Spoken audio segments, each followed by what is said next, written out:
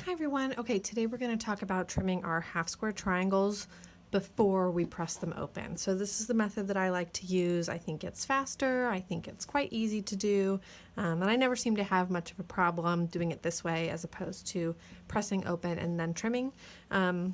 This allows you to only trim really one side. You could do both of these sides, but it's much faster than trimming all four sides. So I have two different sizes today that I will be doing. I have both the 6.5 inch size and I have the 3.5 inch size. So these have both been sewn using the 4 at a time method, meaning I started with a large square of fabric, stitched all the way around the 4 sides with a 1/4 inch seam, and then cut that fabric on the diagonal to reveal 4 pieces for each. So what I'm going to do here is use the stitch line. I'm using my 6.5 inch square ruler.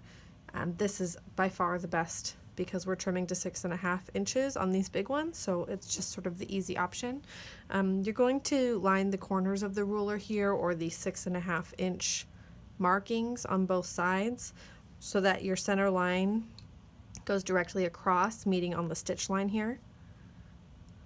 And then you're going to align your ruler with one edge of your fabric. It doesn't matter if it's that side or this side. It just depends on how you want to orient and then cut. So with this side flush and my 6.5 inch marking, or the 2 corner points on this ruler, lining up with my stitch line here, I'm going to cut. So I'm going to trim off my dog ear on this side, and then I'm just going to slice up the side here. Okay, so now that one is trimmed, and when I press it open it'll be 6.5 inches. So I'm going to trim a couple more of these, trim these, and then I will show you how to press them open. Okay, so here's another one. Again, I'm going to line up those 6.5 inch corners here.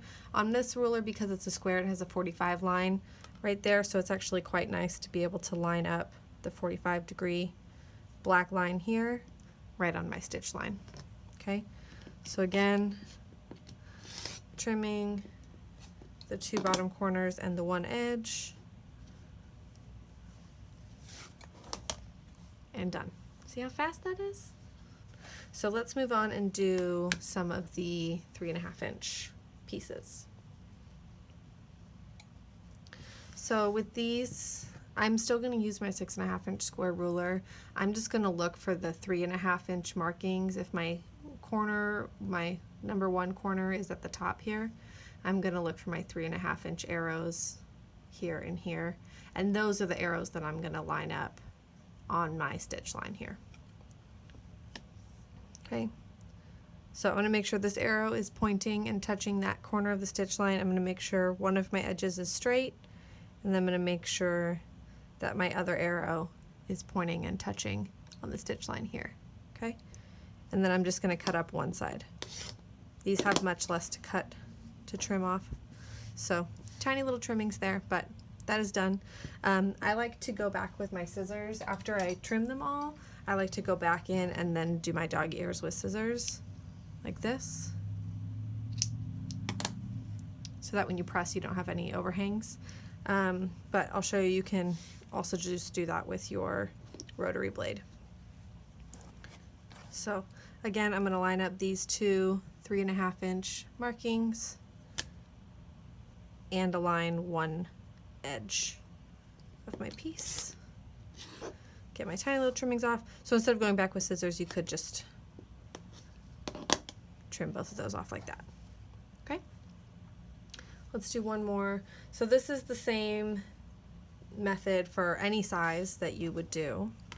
You'll just need to make sure you find the appropriate markings on your ruler, and of course scale up your ruler if you need to.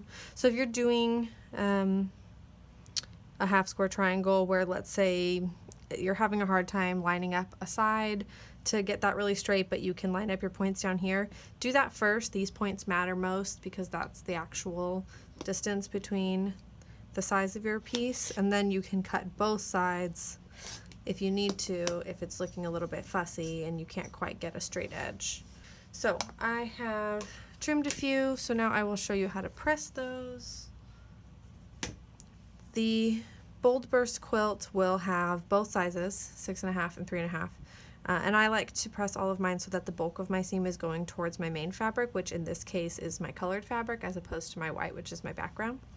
So when I'm doing that, all I need to do when I press is actually leave the colored side up or my main fabric side up.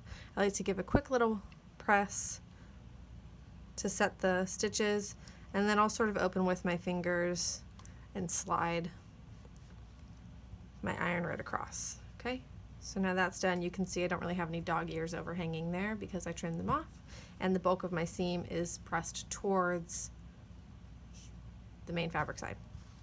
Okay, so I'll do that for all of these.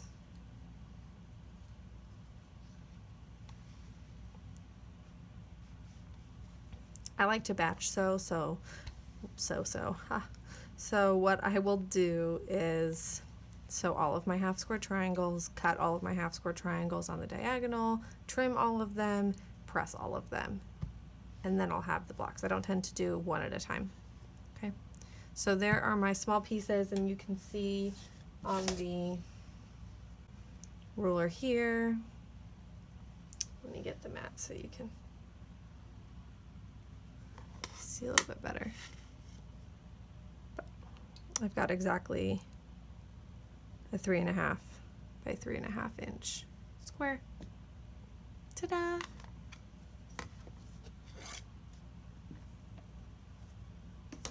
Okay, so those are my little ones. I will go back and now do my big ones. So same thing, I like to have the main fabric facing side up so that when I press it open,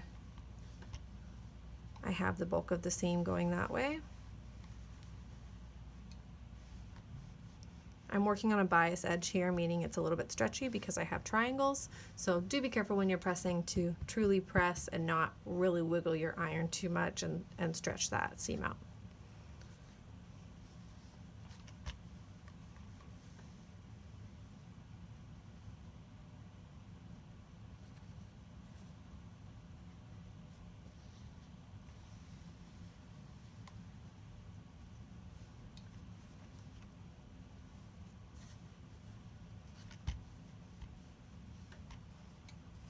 And you'll notice I kind of fold open with my fingers first and then follow my iron down the line.